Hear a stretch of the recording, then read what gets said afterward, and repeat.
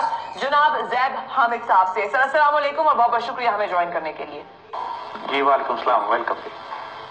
Sir मसला कश्मीर एक बहुत बड़ा मसला है जो आज तक हल होने का नाम नहीं ले रहा। भारतीय फौज के मुजालिम के बावजूद कश्मीरियों के हक के खुदारियत को दबाना भारत के लिए नामुमकिन हो चुका है। क्या कहेंगे कश्मीरियों के इस अज़म पर? देखिए फिजा, कश्मीर का मसला भी उतना ही पुराना है जितना मसला फलस्तीन का है। दोनों मसले तकरीबन एक ही वक्त पर वजूद में आए थे। और आप तहरीक मज़ाहमत कश्मीर हो या तहरीक मज़ाहमत फलस्तीन, दोनों के जज्बों में कोई कमी नहीं आई है। लेकिन फर्क यह है कि फलस्तीन के मामले पर पूरी दुनिया हिलाई जाती है, पूरी दुनिया में मुजाहरे होते हैं, गैर मुस्लिम तक सड़कों पर निकल आते हैं इसराइल के मजालिम के खिलाफ। लेकिन इंडिया के खिलाफ इस तरह की कोई मज़ाहमत या आलमी तहरीक आपको दुनिया में नजर नहीं आती। कश्मीर का मसला एक लोकल मसला है, मसला बन के रह गया है। और फलस्तीन का मसला एक आलमी मसला है जो हर रोज अक़वाम मुत्तहिदा से लेकर इंटरनेशनल मीडिया तक इसका जिक्र किया जाता है। तो हुआ क्या है, बुनियादी तौर पर एक तरफ तो गलती हमारी पाकिस्तानियों की ये हुई है कि हमने कश्मीर को ब्रांडिंग नहीं की, हमने कश्मीर को एक आलमी मसला नहीं बनाया। और दूसरी बहुत बड़ी गलती जो हम बार बार अपनी तारीख में करते आए हैं वो ये कि हम इंडिया पर से प्रेशर हटा देते हैं कश्मीर के हवाले से। बात यह, आप इंडिया की तारीख को नोट कीजिए, इंडिया सिर्फ उस वक्त आता है कश्मीर पर बात करने के लिए जब उसके लिए कश्मीर को संभालना नामुमकिन हो जाता है। वो मुजाहरे हों, जुलूस हों, अवामी तहरीकें हों, उससे इंडिया को फर्क नहीं पड़ता। इंडिया को फर्क पड़ता है मिलिटेंसी से, जिहाद से, जब मुजाहिदीन असलहा उठा लेते हैं। इंडिया को फर्क उस वक्त पड़ा जब सिखों ने खालिस्तान की तहरीक में असलहा उठा लिया और इंदिरा गांधी को कत्ल किया। और उसके बाद एक खालिस्तान की तहरीक पूरे इंडिया को डुबोने वाली थी। इंडिया को फर्क उस वक्त पड़ा जब रन ऑफ कच्छ में उन्होंने पाकिस्तान पर हमला किया और वो फंस गए 1960s में, अर्ली 60s में। उसके बाद जब बिल्कुल बुरी तरह फंस गए तो भागे भागे यूनाइटेड नेशंस गए। अभी कुलभूषण यादव के मामले पर ये फंस गए, अंडर प्रेशर आए, दबाव में आए, भागे भागे यूनाइटेड नेशंस गए। ये अपने दुश्मन की साइकी को समझिए, चाहे वो मसला जूनागढ़ हो, मसला हैदराबाद हो, मसला कश्मीर हो, मसला रन ऑफ कच्छ हो, मसला कुलभूषण हो, जब तक इंडिया को आप दबाव में नहीं लाएंगे इस वक्त तक ये बात करने के लिए नहीं आएगा। और दबाव हटा लेते हैं हम। सिखों की तहरीक पाकिस्तान बेनजीर के दौर में खत्म करवा दी गई। नवाज शरीफ ने लिस्टें उठा के दे दी, जो खुद उनका इंडियन प्राइम मिनिस्टर कहता है कि मुझे लिस्टें पाकिस्तान से दी गई कश्मीरी मुजाहिदीन की। ये सारी बात यही है कि जब 1988 में कश्मीरी इंतफादा शुरू हुआ, 1988 में फलस्तीनी इंतफादा शुरू हुआ। फलस्तीनी इंतफादा आज भी जारी है, पूरी दुनिया उसको अपनी निगाहों में रखती है। अच्छा सर, दुनिया भर से पाकिस्तानियों ने हमेशा कश्मीरी अवाम का साथ दिया है, उनकी आजादी और उनके हक के खुदारियत के लिए आवाज बुलंद की है। पाकिस्तान के दिल कश्मीर के साथ धड़कते हैं, कश्मीरियों के दिल भी पाकिस्तानियों के साथ धड़कते हैं।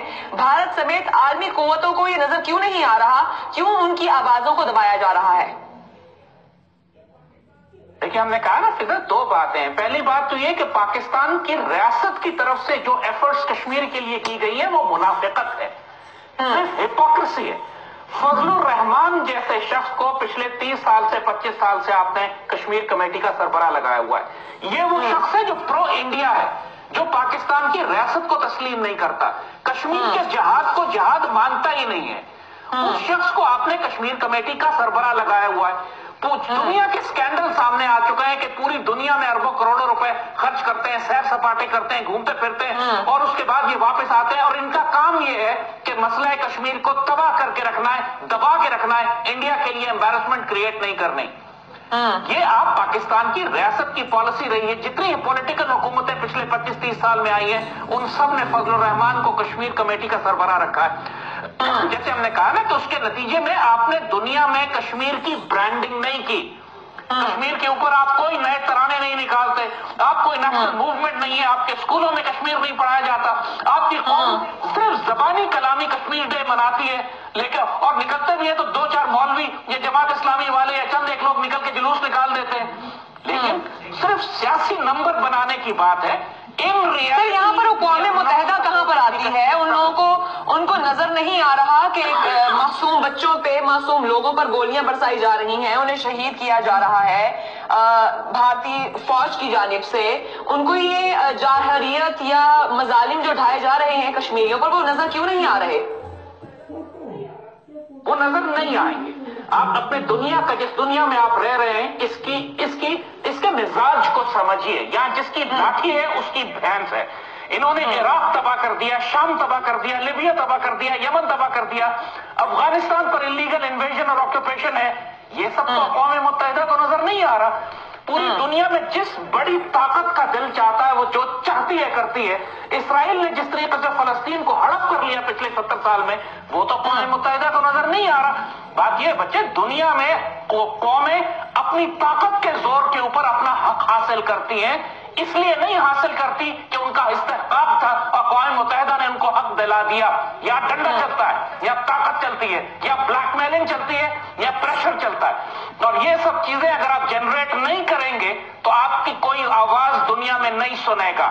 کمزور سر، یہ مسئلہ فلسطین ہو یا مسئلہ کشمیر ہو، سر مسئلہ فلسطین ہو، مسئلہ کشمیر ہو، یہ ڈیوائیڈ بنیادی طور پر کی کیوں گئی تھی؟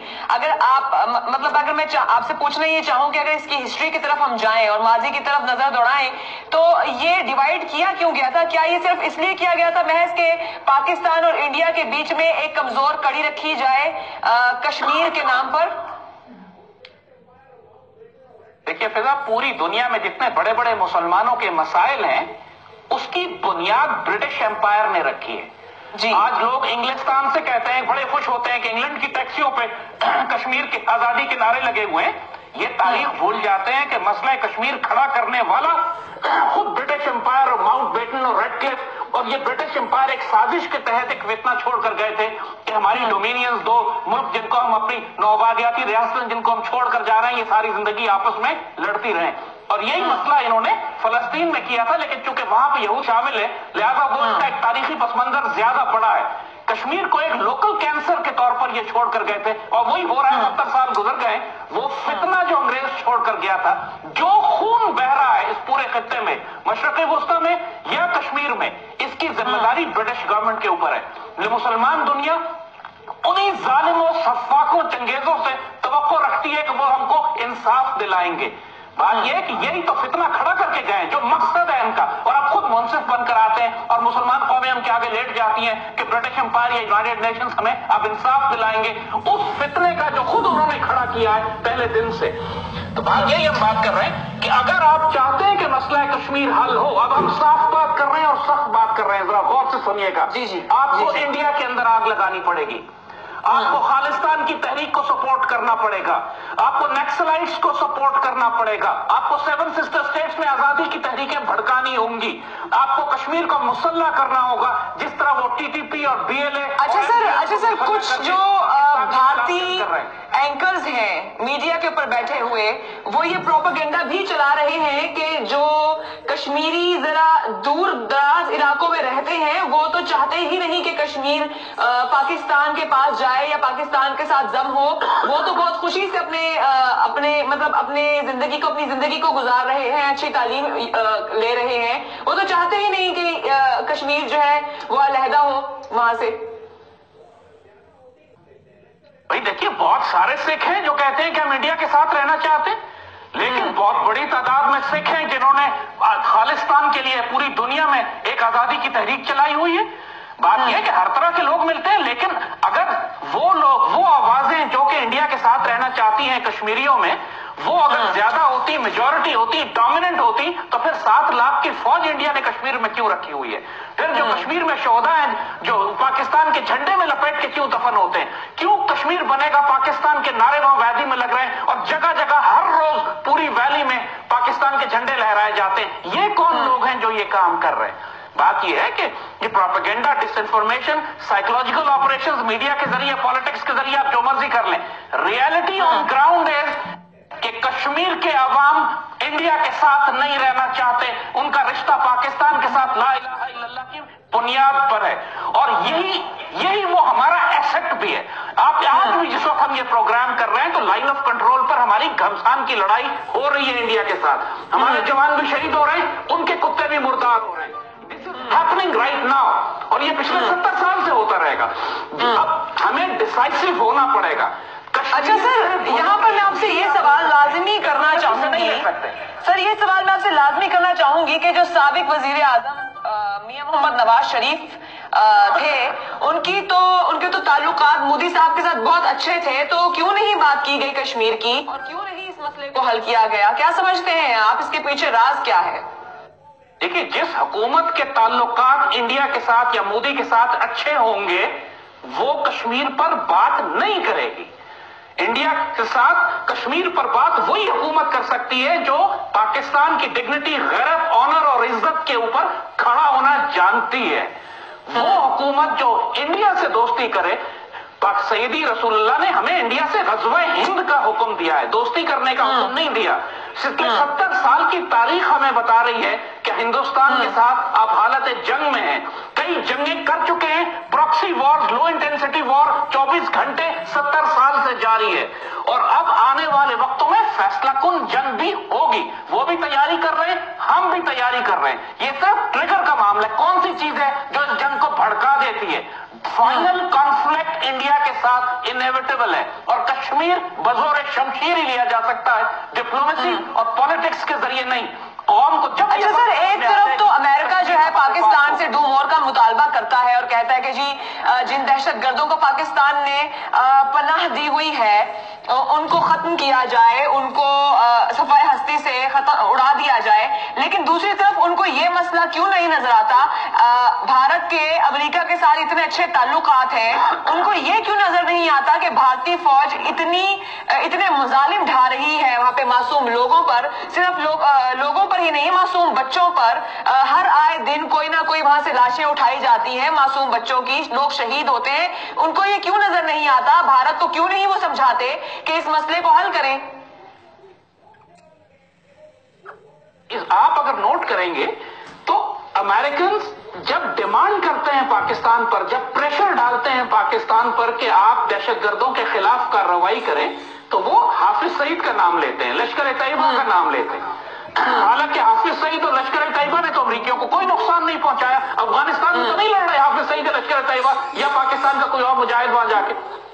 बात यह है कि ये सिर्फ इंडिया की जबान बोलते हैं, उनके साथ इंडिया के स्ट्रेटेजिक अलायंसेस हैं, उनका इत्तेहाद है इंडिया के साथ चाइना और पाकिस्तान के खिलाफ। यही बात हम आपको कह रहे हैं कि दुनिया में जिसकी लाठी है उसकी भैंस है।